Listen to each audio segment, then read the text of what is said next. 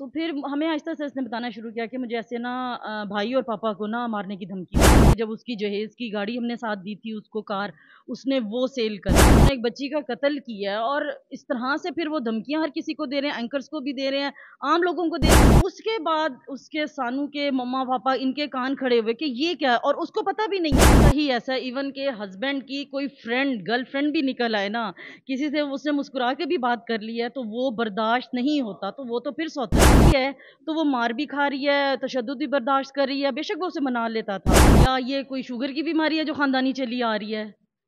تو یہ بات کرنے والوں کو وہ تو خیر اسے تو اصل میں پوائنٹ سے اس نے نا سب کو کیس سے ہٹانا تھا۔ اپنا بھی گھر بہت مشہور ہے، الٹے سیدھے تعویذ دیتے ہیں، ایک دوسرے پہ بھی کرتے ہیں، جس طرح کے رشتے ہوتے ہیں جیلسی والے۔ السلام علیکم ناظرین، میں ہوں اے ڈی ملک اور میرے ساتھ ثانیہ زہرا کی خالہ موجود ہیں، اور ان کا بھی میں نے لاسٹ ٹائم انٹرویو کیا تھا۔ انہوں نے ثانیہ کو غسل دیا تھا، ثانیہ کے جسم پر جو تشدد کے نشانات تھے وہ دیکھے تھے، لیکن اس کے بعد بہت سارے لوگوں نے اپنی رائے کا اظہار کیا۔ ان میں سے کچھ ایسے افراد بھی تھے، کچھ ایسے لوگ بھی تھے جو کمنٹ سیکشن میں آ کر یہ کہتے تھے کہ اگر ان کو پتا تھا یا ان کی بیٹی ان کو ملنے نہیں آتی تھی یا ان کو ملوایا نہیں جاتا تھا تو ان لوگوں نے اپنی بیٹی کا وہاں سے کیوں نہیں آزادی دلوائی، وہاں سے کیوں نہیں طلاق لے کر اپنے پاس لے کر آئے۔ آخر کار کوئی بھی ایسا شخص، کوئی بھی ماں باپ یہ نہیں چاہتا کہ وہ اپنی بیٹی کی شادی کرے اور اس کے بعد اپنی بیٹی کی طلاق لے کر اس کو واپس اپنے گھر لے کر آئے۔ ہر ماں باپ کی یہی خواہش ہوتی ہے کہ میری بیٹی اپنے سسرال میں خوش رہے، آباد رہے، لیکن بدقسمتی کے ساتھ کچھ ایسے لوگ، کچھ ایسے لالچی انسان، کچھ ایسے گندے خاندان بھی اس معاشرے میں موجود ہیں جو ہماری بیٹیوں کے ساتھ اس طرح کا ظلم کرتے ہیں، اور پھر اس کے بعد جب ان کی بربریت، جب ان کی سفاکیت ختم نہیں ہوتی تو وہ انہیں موت کے گھاٹ اتار دیتے ہیں۔ ثانیہ کے ساتھ جو کچھ ہوا ہم نے آپ کے ساتھ تفصیل کے ساتھ ہر ایک فرد کا موقف آپ کے سامنے رکھا تاکہ آپ کو اس واقعے کی، آپ کو اس کہانی کی، آپ کو اس افسوسناک واقعے کی سمجھ آ سکے۔ کچھ لوگوں کے سوالات تھے وہ آپ کو جواب دیں گے۔ آئیے بات کرتے ہیں۔ السلام علیکم۔ وعلیکم السلام۔ آپ ہی بتائیے گا کہ آپ کہنا چاہتی ہیں کہ جی آپ کو لوگوں نے کومنٹس کیے کہ جی آپ اپنی بیٹی کو واپس لے آتے، وہاں کیوں چھوڑا تھا، تو کیوں آپ کیوں جواب دینا چاہتی ہیں، کیا جواب دینا چاہتی ہیں؟ کچھ لوگ بول رہے ہیں کہ جی پیرنٹس کا قصور ہے تو وہ کیوں نہیں لے کے آئے واپس جب ان کو پتا تھا، یہ وہ جو بھی ہے کافی ساری باتیں اس طرح کی نا، تو میں ان کو یہ بات کلیئر کرنا چاہوں گی کیونکہ وہ بہت اسٹرانگ لڑکی تھی، وہ اس طرح کی نہیں تھی کہ اس کو پیچھے کی اپنے پیرنٹس کی سپورٹ نہ ہو، اس کو ہر طرح سے ہماری سب کی سپورٹ تھی، لیکن ٹھیک ہے وہ بچوں کے لیے وہ وہاں پہ رہ رہی تھی کہ چلیں ٹھیک ہے، لیکن وہ کہتی تھی شروع میں جب اس کی شادی جب لڑکے آئی تھی یہاں 19 مہینے 2 سال جتنا بھی وہ یہاں رہی ہے، تو اس نے بتایا آ کر، اس نے کہا کہ نا مما میرے نا پاس بیٹھتا ہے اور مجھ پہ نا کچھ پڑھ پڑھ کے پھونکتا رہتا ہے،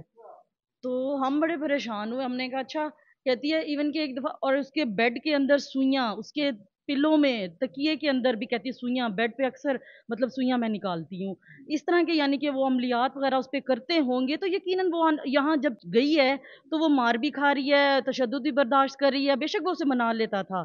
لیکن کوئی تو ایسی وجوہات ہے جس سے اس کا اس نے پاؤں بھی روک دیے، منہ بھی بند کر دیا، زبان بندی جسے کہتے ہیں وہ کر دی کہ بالکل بھی نہ بولے اور وہیں کی ہو کے رہ جائے، تو اچھا، پھر یہ اس طرح کے جو جادو ٹونے یا جو اس طرح کے عملات ہوتے ہیں وہ کیوں کرتا تھا؟ کیا ثانیہ اس کا کہنا نہیں مانتی تھی؟ نہیں نہیں ابھی تو بالکل نئی شادی ہوئی تھی، یہ تو ایک اتنی پیارا ٹائم ہوتا ہے، انجوائے کرنے کا ٹائم ہوتا ہے، وہ کہنا کیوں نہیں مانے گی اس کا، اور دوسری بات یہ ہے کہ پھر وہ ایک دفعہ کہتی ہے کہ میں تیار ہو رہی تھی مما، تو میں نے نا ایسے اپنے جس طرح اسٹریٹنر وغیرہ ہر کوئی یوز کرتی ہیں بچیاں بڑے عورتیں وغیرہ ہم لوگ کرتے ہیں سب، تو کہتی ہے مما میں نے ایسے بال پیچھے سے آگے کیے نا تو مما میری کتنی موٹی لٹ نہیں تھی، یعنی کہ اس کے بالوں پر بھی تعویذ، پھر کہتی ہے ایک دفعہ مجھے اس نے بتایا علی رضا نے کہ میں کسی نا بابا کے پاس جاتا ہوں، تو کہتی ہے میں نے اس سے پوچھا، پہلے ایک دو دفعہ اس نے بتایا، کہتی میں نے نہیں اتنا وہ غور کیا، پھر جب میں نے پوچھا تیسری دفعہ جب اس نے مجھے بتایا تو میں نے اسے پوچھا کون سے بابا ہیں، تو کہتے ہیں چپ کر گیا نا، اس نے بات گول کر دی اور آج تک نہیں بتایا وہ کون سے بابا کے پاس جاتا ہے یہاں، لیکن حالانکہ ان کا اپنا بھی گھر بہت مشہور ہے، الٹے سیدھے تعویذ دیتے ہیں ایک دوسرے پہ بھی کرتے ہیں، جس طرح کے رشتے ہوتے ہیں جیلسی والے آپس میں ایک دوسرے پہ بہت کرتے ہیں، بہت مشہور مطلب ان کا علاقہ اور گھر بھی ہے پڑا، ان کے مطلب بزرگ بھی ایسے، یعنی کہ سارے مطلب خاندان ایسا ہے، مطلب یہ کہنے کا، تو وہ بھی یہ کرتے تھے, گھر میں بھی الٹے سیدھی یہ چیزیں ہوتی تھیں, پیری شہباز جی مرید. مجھے بتائیں کہ جو ثانیہ کا شوہر علی رضا ہے جو کہ اس وقت جیل کی سلاخوں کے پیچھے ہے, یہ بندہ نشہ بھی کرتا تھا, کوئی اس طرح کا کوئی ڈرنکس کرتا تھا جس وجہ سے ثانیہ کو تشدد کرتا تھا, جب ہوش آتی تھی تو ثانیہ کو منانا شروع کر دیتا تھا؟ ایسا ہی ہے, ڈرنک تو وہ کرتا تھا, کرتا ہے بلکہ, ہاں جی, نشے وغیرہ کرتا ہے. تو شروع میں سانو کو ہمیں نہیں تھا پتا, اس نے ٹریپ کرنا شروع کیا نا جب, تو اس نے ہمیں بہت دیر سے بتایا. اس نے کہا جس طرح ہوتا ہے ہسبینڈ وائف کی بھی روم تک بات رہے, ہم سب کی یہی ہوتی ہے کہ عورتوں کی کوشش کہ ہسبینڈ وائف کی بات ہے کہ چلو روم تک ہی رہے, باہر نہ نکلے تو چلو سالو ہو جائے گی یہ وہ. تو پھر ہمیں آہستہ سے اس نے بتانا شروع کیا کہ مجھے ایسے نا بھائی اور پاپا کو نا مارنے کی دھمکی دیتا ہے کہ میں یوں کر دوں گا وہ کر دوں گا نا, تو تم نے نہیں جانا. اور آہستہ آہستہ مطلب جو بھی پابندیاں تھیں اس نے اس کے اوپر حاوی کرنی شروع کر دی, تو وہ اس کے انڈر پریشر ہو گئی. وہ یہ کچھ چند وجوہات ہیں جن کی وجہ سے وہ تشدد بھی سہتی رہی, لیکن اس کو یہ تو نہیں پتا تھا نا کہ مجھے جان سے مار دے گا. مطلب اتنی تو وہ بہادر نہیں تھی کہ وہ مرنے کے لیے بھی تیار تھی. ٹھیک ہے تشدد وہ کرتا تھا, پھر بہلا پھسلا بھی لیتا تھا, کر لیتا تھا اس کو, اسے صلح کر لیتا تھا, معافیاں مانگ لیتا تھا, سب کچھ ہوتا تھا. لیکن جو ہے کہ کسی کو اگر یہ پتا ہو کہ میں واقعی مر جاؤں گی, کون رہتا ہے وہاں پہ. اچھا باجی, جو ثانیہ کی سوتن تھی جو اس کی پہلی بیوی تھی, اس کا اور ثانیہ کا آپس میں کیسا تعلق تھا؟ کیونکہ ملزم کا کہنا تھا کہ میری دونوں بیویاں جو ہے وہ سالوں سے اکٹھی رہ رہی ہیں, ان میں کسی قسم کا کوئی اختلاف نہیں ہے. سوتنوں کا تو آپ کو پتا ہے ہمارے معاشرے میں کیا ہوتا ہے, کوئی بھی ایک دوسرے کو, یہ رشتہ ہی ایسا ہے. ایون کہ ہسبینڈ کی کوئی فرینڈ گرل فرینڈ بھی نکل آئے نا, کسی سے اس نے مسکرا کے بھی بات کر لی ہے تو وہ برداشت نہیں ہوتا, تو وہ تو پھر سوتن تھی. جو سوتن تھی وہ کون ہے؟ اس پہلی بیوی کے بارے میں آپ کو کچھ پتا چلا کہ وہ کس خاندان سے تعلق رکھتی تھی؟ کیونکہ ثانیہ تو سید زادی تھی. وہ ہمیں سانو نے بتایا تھا کہ وہ کوئی اسٹیج پہ کام کرتی ہے, ہاں جی, ایکٹریس تھی ایکٹریس یا ڈانسر کچھ تھی ایسے نا, تو اس وہاں نے, پہ یعنی کہ وہ کام چھوڑ دیا ہوا تھا.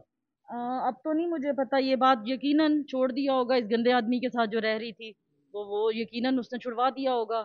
اچھا آپ ہی مجھے بتائیں کہ ملزم نے ایک پریس کانفرنس میں جب اس نے پریس کانفرنس کی اور اپنے وکیلوں کو دائیں بائیں بٹھا کر, اور یہ اس نے کہا کہ جی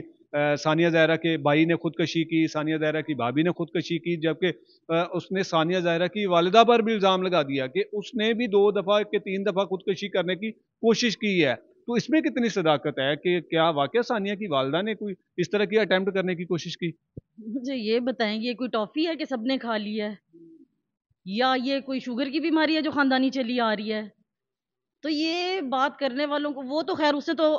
اصل میں پوائنٹ سے اس نے نا سب کو کیس سے ہٹانا تھا, اس نے اس طرح کی فضول باتیں کی ہیں, تو ظاہری بات ہے اس نے جھوٹ بولا ہے تاکہ ظاہری بات ہے کیس سے لوگ ہٹ جائیں اور اس کے اور زیادہ سوال اکٹھے ہو جائیں. اور اس کی طرف سے جو اس کو لان تان میڈیا پہ بھی ہو رہی ہے, سوشل میڈیا پہ ہر کوئی اسے کہہ رہا ہے, اور یقیناً وہ ہیں اتنے برے تو ان کے اوپر اتنی لان تان ہو رہی ہے نا, وہ قاتل ہیں بڑے, انہوں نے ایک بچی کا قتل کیا ہے, اور اس طرح سے پھر وہ دھمکیاں ہر کسی کو دے رہے ہیں, اینکرز کو بھی دے رہے ہیں, عام لوگوں کو دے رہے ہیں, ایون کہ وہ جو ان کے اپنے رشتہ دار ہیں جو آپس میں وہ کہتے ہیں کہ ہاں بھی یہ چیز جنہوں نے سنی ہے اور جن کو انہوں نے بتایا ہے,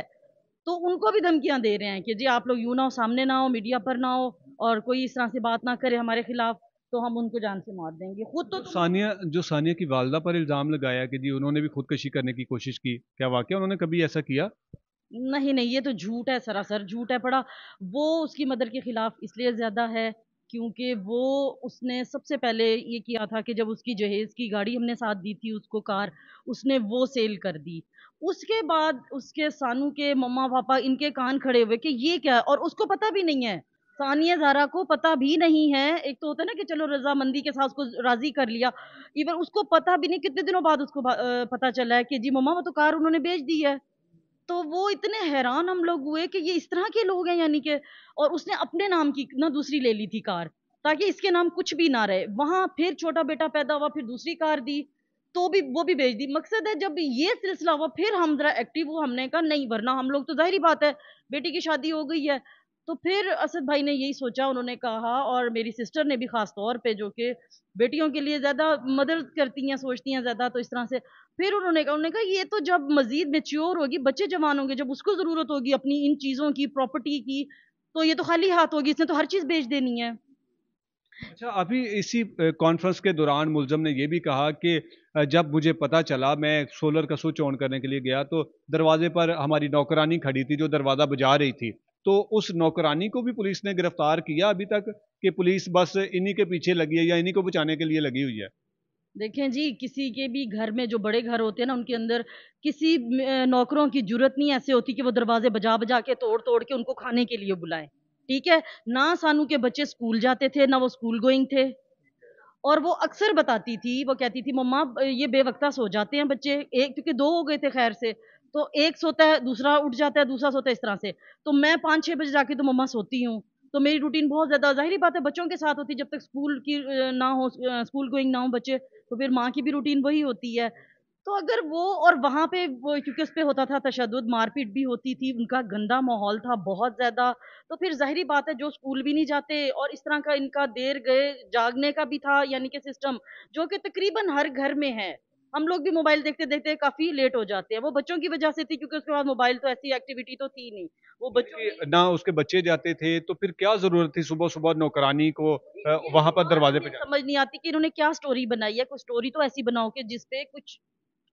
ہاں جی سمجھ تو آئے نا جی. وہ 7 بجے جی نوکرانی دروازہ، نوکرانی اتنی حاوی تھی سانو کے اوپر کہ وہ دروازے کھول کے بھی وہ مالکن کو کہتی آؤ جی آؤ پہلے ناشتہ کرو. اس طرح نہیں ہوتا، یہ جھوٹ بولا گیا سارا. اور وہ نوکرانی کہاں پہ ہے؟ بیل تو انہوں نے کروائی بھی ہے نا. نوکرانی کہاں ہے؟ اس کو کیوں نہیں سامنے؟ اس کا ریمانڈ لیں، اس سے وہ کریں، تفتیش کریں. وہ پولیس کیوں نہیں نوکرانی کو پکڑ رہی؟ یہ تو اب ہمیں نہیں پتا کہ انہوں نے کس سے کیا تفتیش کی ہے، ہمیں تو انہوں نے کچھ بھی نہیں بتایا. باجی آپ کا بہت شکریہ. ناظرین آپ نے ثانیہ کی خالہ کا دوبارہ سے ایک موقف سنا کہ جب کچھ اس طرح کے لوگ باتیں کرتے ہیں تو پھر یقیناً تکلیف تو ہوتی ہے، لیکن تکلیف کے ساتھ ساتھ بہت سارے ایسے لوگ بھی ہیں جو ان کے ساتھ جڑے ہوئے ہیں، جن کا یہ مقصد ہے کہ ثانیہ زہرا کو انصاف ملنا چاہیے. اب چونکہ ملزم جو ہے وہ جیل کی سلاخوں کے پیچھے ہے، باقی جو شریک ملزمان ہیں ان کی بھی ضمانتیں خارج ہوں گی، وہ بھی جیل کی سلاخوں کے پیچھے جائیں گے. اور تاکہ آئندہ کوئی ایسی بیٹی کے ساتھ سسرال میں اتنا بڑا ظلم نہ ہو، آج ثانیہ کے انصاف کے لیے آپ کو آواز بلند کرنا ہوگی تاکہ آئندہ کسی ثانیہ کو اس طرح بے دردی کے ساتھ قتل نہ کر دیا جائے. اجازت چاہوں گا. اللہ نگہبان.